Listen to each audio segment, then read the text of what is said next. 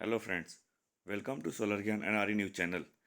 नवंबर 2021 news के series में मेरा पार्ट 2 है ये, जो कि मैं आज टेंडरिंग जनरेशन और क्या कैपेसिटी इंस्टॉल हुई उसके बारे में डिस्कस करूंगा। तो आइए बात करते हैं इस पर्टिकुलर मंथ में कौन से नए नए टेंडर इशू हुए उसके बारे में डिस्कस करते हैं। तो फर्स्ट है रमसल। रमसल ने 600 मेगावाट का फ्लोटिंग सोलर का टेंडर निकाला है मध्य प्रदेश में। और ये जो रमसल है बेसिकली मध्य प्रदेश में सोलर पार्क भी डेवलप कर रहा है ये। और इस बिड्स की सबमिशन की लास्ट डेट है 31 जनवरी 2021। सेकेंड टेंडर है MSEDCL, Maharashtra state electricity distribution company limited. इसने 342 मेगावाट का विंड का टेंडर निकाला है। EMD अमाउंट इसने 1 लाख पर मेगावाट रखा है। और बिड सबमिशन की जो लास्ट डेट है date is 16 December 2021। Third tender MSDCL का ही है और वो भी विंड में 300 मेगावाट का विंड के लिए निकाला है ये। और इसमें EMD अमाउंट 6 लाख पर मेगावाट है। परफॉर्मेंस बाय गारंटी 12 लाख पर मेगावाट है। ये जो परफॉर्मेंस बाय गारंटी होता है ये से बेसिकली बीट कंक्लूड होने के बाद होता है। जो जिसको अवार्ड किया जाता है वो परफॉर्मेंस बैंक गारंटी सबमिट करता है ये। मिनिमम CUF इसमें 22% रखा हुआ है और कमीशनिंग टाइम 18 महीना है इसमें। बिड सबमिशन की जो लास्ट डेट है date is 20 December 2021। Next tender है REMCL। ये एक्चुअली इंडियन रेलवे की एजेंसी है। इसने 150 मेगावाट का हाइब्रिड में निकाला, सोलर विंड हाइब्रिड के लिए टेंडर निकाला है इसमें। EMD अमाउंट टोटल जो रखा हुआ है 11.76 लाख रखा हुआ है। और जो परफॉर्मेंस बैंक गारंटी है 23.54 लाख है। कमीशनिंग टाइम की अगर हम लोग बात करें तो इसमें 18 महीने का टाइम दिया हुआ है। और बिड सबमिशन की जो लास्ट डेट है वो 27 दिसंबर 2021 है। उसके बाद नेक्स्ट टेंडर है केरला का। केरला स्टेट इलेक्ट्रिसिटी बोर्ड ने निकाला 40 मेगावाट का सोलर का। और ये अंडर कुसुम कंपोनेंट ये निकाला हुआ है इसमें। इसमें EMD अमाउंट जो रखा हुआ है 1 लाख पर megawatt. Performance bank guarantee 5 lakh पर मेगावाट। जो सीलिंग टैरिफ है 3.66 पर यूनिट। जो आप कुसुम स्कीम कंपोनेंट की बात करेंगे तो इसमें जो मैंडेटरी है कि जो स्टेट रेगुलेटर है वो जो है सीलिंग टैरिफ डिसाइड करता है इसमें। और इसमें टेंडर का मिनिमम CUF है 22%। और कमीशनिंग टाइम जो प्रोजेक्ट का कमीशनिंग टाइम है वो 18 महीने रखा हुआ है। और बिड सबमिशन की जो लास्ट डेट है 10 जनवरी 2021 है। फिर नेक्स्ट टेंडर REMCL का, ये 50 मेगावाट का विंड का। परफॉर्मेंस बैंक गारंटी 1.2 मिलियन पर मेगावाट रखा हुआ है, जो कि अप्रॉक्सीमेटली 12 लाख हो गया, 12 लाख पर megawatt. Minimum CUF 22%। Commissioning time 18 महीने रखा हुआ है। और बिड सबमिशन की जो डेट है 10 जनवरी 2021 है। ये तो जो टेंडर हुआ था बेसिकली वो डेवलपर मोड में हुआ था, जिसमें कि हम लोग बोलते हैं BOO, build own and operate basis पर, जिसमें कि जो बिडिंग होती है टैरिफ बेस्ड बिडिंग होती है। अब इसमें नेक्स्ट जो टेंडर है अभी जो भी डिस्कस करेंगे EPC मोड में है ये। इसमें प्रोजेक्ट कॉस्ट पे बिडिंग होती है। इसमें बहुत सारे स्टेट या सेंट्रल गवर्नमेंट की एजेंसी को अगर प्रोजेक्ट मिला हुआ था डेवलपर मोड में तो उसको एग्जीक्यूट करने के लिए EPC मोड में टेंडर भी निकालते हैं। तो अब ये टेंडर जो है बेसिकली जो सेवेंथ है वो NTPC ने 1200 मेगावाट का सोलर का निकाला EPC में, जिसमें कि बिड सबमिशन की जो डेट है 24 दिसंबर 2021 है। उसी तरीके से केरला में भी है, KSEB ने 100 मेगावाट का फ्लोटिंग सोलर का निकाला है ये। और EPC मोड में ही निकाला है। बिड सबमिशन की जो डेट है इसमें 29 दिसंबर 2021 है। उसके बाद CEL, सेंट्रल इलेक्ट्रॉनिक्स लिमिटेड ने 95 मेगावाट का सोलर का निकाला है महाराष्ट्र में, जिसमें कि performance by guarantee 10% of the project cost. Minimum CUF 19%। Commissioning time 6 महीने। और बिड सबमिशन की जो डेट है 17 दिसंबर 2021 है। इसके बाद हम बात करते हैं छोटे टेंडर्स की, जो कि रूफ टॉप और स्मॉल स्केल में जो टेंडर निकले हैं उनकी क्या पोजीशन है। तो फर्स्ट टेंडर यूपी नेडा ने 38 मेगावाट का निकाला है रूफ टॉप सोलर में। और ये जो रूफ टॉप सोलर में निकाला है बेसिकली इसमें दो मॉडल होते हैं। एक होता है कैपेक्स मॉडल और एक होता है रेस्को मॉडल। कैपेक्स मॉडल में जो डेवलपर होता है, जो प्रोजेक्ट जो लगाता है, जो जो जो रूफ ओन करता है वो बेसिकली वो प्रोजेक्ट वही लगाता है, मतलब इन्वेस्टमेंट वही करता है। रेस्को मॉडल में क्या होता है कि डेवलपर लगाता है और जो जिसके रूप पर लगा रहा है वो उसके बीच एक एग्रीमेंट साइन हो जाता है, एक म्यूचुअल एग्रीमेंट साइन हो जाता है। और ये जो लगता है under net metering gross metering जो भी कनेक्शन में लगे तो वो एक टैरिफ बेस्ड बिडिंग पे हो जाता है। तो हम बात करते हैं ईपी नेडा की 38 मेगावाट का जो निकाला है रूफ टॉप में, कैपेक्स मोड में निकला है। इसमें कमिशनिंग टाइम जो रखा हुआ प्रोजेक्ट का 6 मंथ रखा हुआ है, और बिड सबमिशन की जो डेट है 13 दिसंबर 2021 है। जो नेक्स्ट टेंडर है वो झारखंड में निकला है। जो झारखंड के जो डिस्कॉम है JBVNL ने 25 मेगावाट का रूफ टॉप निकाला, ये भी कैपेक्स मोड में ही निकाला है। इसमें EMD अमाउंट 1 लाख पर मेगावाट रखा हुआ है, कमिशनिंग टाइम 12 महीने का रखा हुआ है, और बिड सबमिशन की जो लास्ट डेट है वो है 24 दिसंबर 2021। उसके बाद जो नेक्स्ट टेंडर है MP ने निकाला है, वहाँ की MPUVNL ने निकाला 18 मेगावाट का रूफ टॉप के लिए, और ये रेस्को मोड में निकाला है ये। इसमें परफॉर्मेंस बैंक गारंटी 12 लाख पर मेगावाट रखा हुआ है, ceiling tariff 4.5 per unit, minimum CF 15% रखा हुआ है, कमिशनिंग टाइम 9 मंथ का रखा हुआ है, और बिड सबमिशन की जो लास्ट डेट है वो है 16 दिसंबर 2021। उसके बाद जाकेडा, जम्मू एंड कश्मीर की रिन्यूएबल एनर्जी डेवलपमेंट एजेंसी है, उसने 12 मेगावाट का रूफ टॉप में सोलर के लिए निकाला हुआ है। EMD अमाउंट टोटल है 1 करोड़ रखा हुआ है, और बिड सबमिशन की जो डेट है 6 दिसंबर 2021। उसके बाद वेस्ट बंगाल में निकला है, और सोलर EPC में स्मॉल स्केल का प्रोजेक्ट है ये। इसको DPL ने निकाला 7 मेगावाट के लिए। EMD अमाउंट 7.1 मिलियन है, performance bank guarantee 3% of the contract value, commissioning time है 12 महीने का रखा हुआ है, बिड सबमिशन की जो डेट है 27 दिसंबर 2021 है। उसके बाद सिक्किम के लिए टेंडर निकला है, जो वहाँ की रिन्यूएबल एनर्जी एजेंसी है SREDA, Sikkim renewable energy development agency, उसने 2 मेगावाट का टेंडर कैपेक्स मोड में निकाला। इसमें EMD अमाउंट जो है 1500 रुपया पर यूनिट रखा गया of the coated capacity. Bid submission की जो डेट है, लास्ट डेट है, वो है 8 दिसंबर 2021। उसके बाद जो नेक्स्ट टेंडर है पुडुचेरी में निकला है। पुडुचेरी की जो एजेंसी है PSCDL, उसने 1.1 मेगावाट का स्मॉल स्केल में सोलर EPC में टेंडर निकाला है। इसमें परफॉर्मेंस बैंक गारंटी 22 लाख पर मेगावाट रखा हुआ है, कमिशनिंग टाइम 12 महीने का रखा गया है, और बिड सबमिशन की जो डेट है 16 दिसंबर 2021 है। ये तो टेंडर जो इस पर्टिकुलर मंथ्स में निकले उनका अपडेट रहा, जो कि डेवलपर मोड में, EPC मोड में, और रूफ टॉप और स्मॉल स्केल में जो भी क्या टेंडर्स निकले उसका अपडेट रहा। इसके अलावा एक एक्सप्रेशन ऑफ इंटरेस्ट निकाला है सांभर साल्ट्स लिमिटेड ने, और ये काफ़ी बड़ा टेंडर है अगर देखा जाए तो। Sambar salts limited has invited expression of interest from the interested party for the development of ultra mega solar power projects of up to 400 megawatt at Sambar, Rajasthan.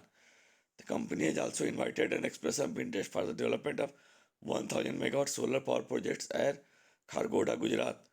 For both the expression of interest submission, the last date is 13 December 2021. अगर आप इसको detail में देखेंगे तो ये जो tender निकाला है बेसिकली इसमें सांभर्स केवल एक तरह से लैंड प्रोवाइड कर रहा है, अदरवाइज इन्वेस्टमेंट टाई अप जो भी सारा सब कुछ जो होगा, जो जो प्रोजेक्ट लगाएगा सबको उसकी रिस्पॉन्सिबिलिटी होगी, प्रोजेक्ट भी वही लगाएगा और प्रोजेक्ट टाइप भी वही करेगा, PPA भी वही साइन करेगा। इसमें सांभर साल्स लिमिटेड जो है बेसिकली ये एक तरह से लैंड प्रोवाइड करेगा ये राजस्थान और गुजरात में। इसके अलावा इस पर्टिकुलर मंथ में कौन कौन से टेंडर की डेट एक्सटेंड हुई उसके बारे में डिस्कस कर लेते हैं। तो इस मंथ में करीब अप्रॉक्सीमेटली 4 टेंडर्स जो थे उनकी डेट एक्सटेंड हुई। एक MSDCL ने अक्टूबर में निकाला था टेंडर 1250 मेगावाट का, मुख्यमंत्री सौर कृषि वाहिनी योजना, उसके अंतर्गत उसकी डेट है 8 दिसंबर 2021 एक्सटेंड कर दी गई है। MSDCL का एक दूसरा टेंडर था 444 मेगावाट का, 445 मेगावाट का, ये PM कुसुम के अंतर्गत निकाला गया था, PM कुसुम कंपोनेंट A, जो कि अक्टूबर में ही निकाला गया था। इसकी भी डेट जो है 6 दिसंबर 2021 कर दी गई है। NTPC का 300 मेगावाट का विंड निकाला था EPC में, और ये पैन इंडिया बेसिस पर था टेंडर, ये सितंबर में निकला था ये। इसकी डेट जो है 10 दिसंबर 2021 कर दी गई है। ये नेक्स्ट टेंडर है सेकी का, और ये बहुत ही पुराना टेंडर है, 15 मेगावाट का। आप देखिए जुलाई 2020 का टेंडर है ये, फ्लोटिंग सोलर का, जो कि हिमाचल प्रदेश के बिलासपुर डिस्ट्रिक्ट में लगेगा ये।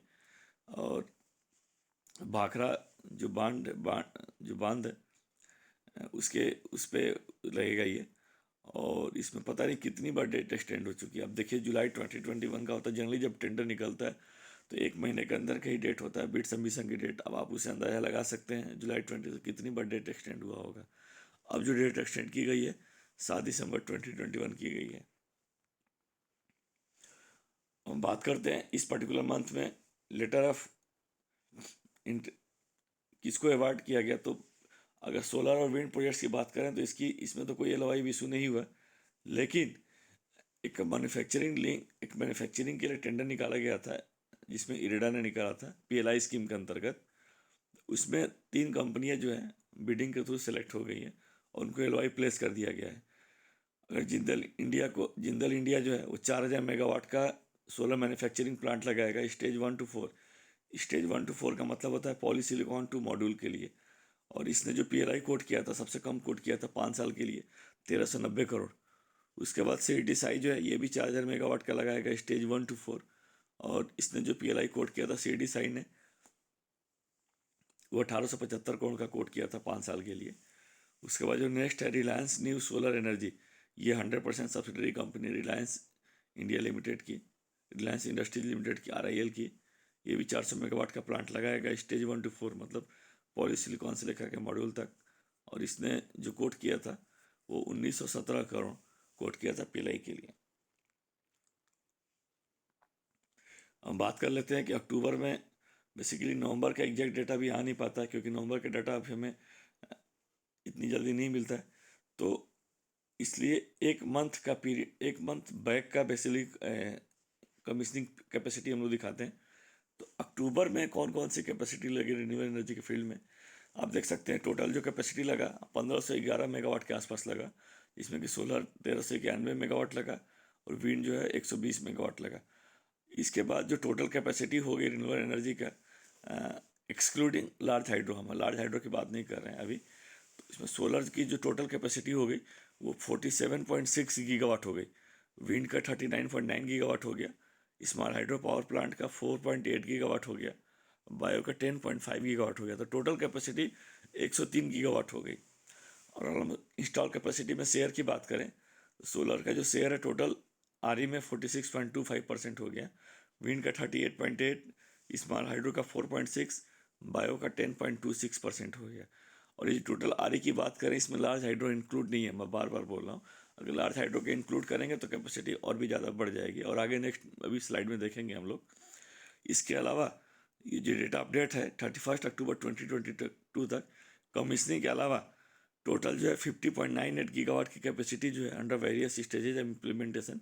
इसका मतलब ये है कि प्रोजेक्ट अवार्ड हो गया है और प्रोजेक्ट अंडर इम्प्लीमेंटेशन में है। प्लस 32 गीगावाट के जो प्रोजेक्ट्स हैं वो अंडर बिडिंग स्टेजेज में हैं। बिडिंग स्टेजेज का मतलब ये है कि टेंडर्स निकल गए हैं, टेंडर निकलने के बाद जो प्रोसेस होता है बिड सबमिशन, रिवर्स ऑक्शन, मतलब LOI जब तक प्लेस नहीं किया गया है तब तक हम बोलते हैं कि under various stages of implementation. Total जो है 50.98 गीगावाट जो है अंडर इम्प्लीमेंटेशन में है, 32 गीगावाट जो है अंडर टेंडरिंग स्टेजेज में है। ये अब हम टोटल पावर इंस्टॉल कैपेसिटी की बात करें तो ये भी जो डेटा है 31 अक्टूबर तक का डेटा है। इसमें टोटल इंडिया में जो इंस्टॉल कैपेसिटी होगी पावर की 390 गीगावाट की होगी है, 3,90,791 मेगावाट, जिसमें कि सबसे ज़्यादा शेयर थर्मल का ही है, 234.4 गीगावाट है थर्मल का, न्यूक्लियर का 6.7 गीगावाट, लार्ज हाइड्रो का 46.5 गीगावाट और रिन्यूएबल एनर्जी का 103 गीगावाट। अगर हम शेयर की बात करें तो थर्मल का 59.9% शेयर है, न्यूक्लियर का 1.73, लार्ज हाइड्रो का 11.9 और रिन्यूएबल एनर्जी का है 26.37 पर। अगर रिन्यूएबल एनर्जी में लार्ज हाइड्रो को भी इंक्लूड करते हैं तो टोटल शेयर हो गया 38.27%। और इंडिया ने ऑलरेडी COP21 में ये कमिट किया था कि 40% जो हमारी कैपेसिटी होगी, इंस्टॉल कैपेसिटी होगी, उसका 40% रिन्यूएबल एनर्जी सोर्सेज से होगा। तो ऑलरेडी हम 38.2% अचीव कर चुके हैं और न्यूक्लियर को भी ऐड करेंगे तो हमारी कैपेसिटी और भी बढ़ जाएगी। तो हमने 40% का जो कमिटमेंट था ऑलरेडी हमने अचीव कर लिया है। अब जनरेशन की बात करते हैं कि अक्टूबर में क्या जनरेशन रहा। तो टोटल जो जनरेशन रहा रिन्यूएबल एनर्जी में अक्टूबर में वो 11,249.31 बिलियन यूनिट्स रहा, जिसमें कि सोलर का 55.6% रहा, विंड का 26.47%, बायोमास का 2%, बगास का 2.99%, स्मॉल हाइड्रो का 11.33% एंड अदर्स 1.7%। अगर हम अक्टूबर की बात करें तो आप देख रहे हैं कि विंड का जो शेयर है वो बहुत कम हो गया। आप अगर सितंबर के शेयर की बात करें तो इसमें 50% से ज़्यादा सितंबर विंड का था। तो जो विंड का जो ड्यूरेशन होता है मानसून टाइम में ही होता है। अब देखिए अक्टूबर मंथ के बाद मानसून टाइम हट गया, इसलिए विंड की जनरेशन बहुत ज़्यादा मतलब बहुत ही कम हो गई, और इसमें जो डोमिनेंट हो गया सोलर का हो गया। सोलर की जो जनरेशन होती है बहुत ज़्यादा ड्रास्टिकली रिड्यूस नहीं होती है। अब देख सकते हैं इसमें यहाँ पर कि अब देखिए यहाँ पर जो विंड में विंड की जो टोटल इसमें आप देख सकते हैं जो फर्स्ट जो कॉलम है इसमें इंस्टॉल कैपेसिटी के बारे में बात किया हुआ है। उसके बाद सेकेंड कॉलम में इस पर्टिकुलर मंथ में अक्टूबर में कौन कौन से क्या जनरेशन रहा है उसके बारे में डिस्कस किया हुआ है। प्लस इसको कंपेयर किया है कि पिछले साल से कितना जनरेशन रहा, और इसमें परसेंटेज चेंजेस भी दिखाया है इसमें। उसके बाद इस पर्टिकुलर ईयर में अप्रैल से लेकर के अक्टूबर तक कितनी जनरेशन रही, और इसको कंपेयर किया पिछले साल से। तो आप देख सकते हैं कि सोलर में अगर हम बात करें, इस पर्टिकुलर मंथ की बात करते हैं, तो सोलर में जो विंड की जो जनरेशन हुई है इस पर्टिकुलर मंथ में 2977 मिलियन यूनिट्स हुई है, और जो कि पिछले अक्टूबर 22 से तो ज़्यादा ही है, लेकिन सितंबर से काफ़ी कम है।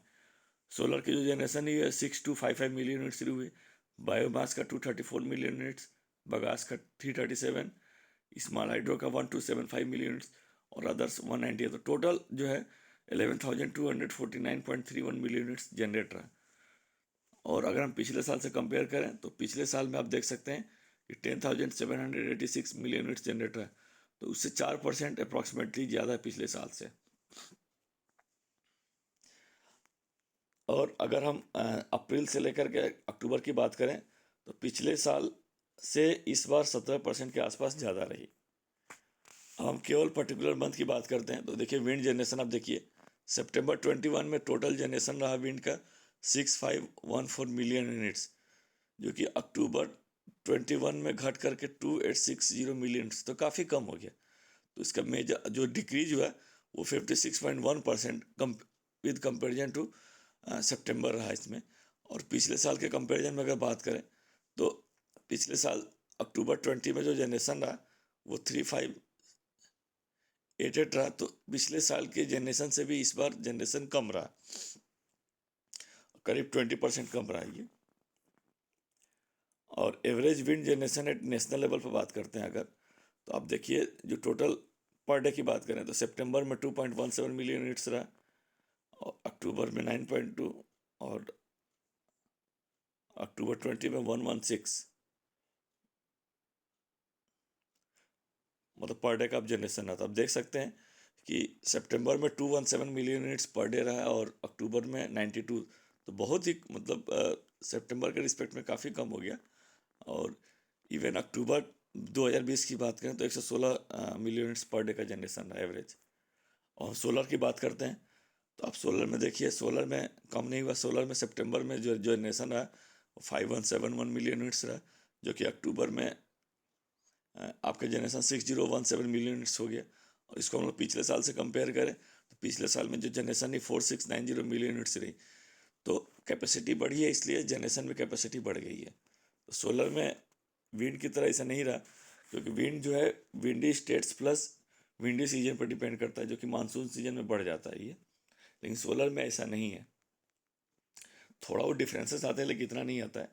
और इसी तरीके से एवरेज की बात करते हैं पर डे की, तो सितंबर में जो जनरेशन आप देखेंगे पिछले अभी सितंबर 20 में तो 172 मिलियन यूनिट्स रहा, लेकिन वही अक्टूबर में बढ़ करके 195 मिलियन यूनिट्स पर डे हो गया। और हम पिछले साल से कंपेयर करें तो पिछले साल अक्टूबर 20 में 151 मिलियन यूनिट्स रहा।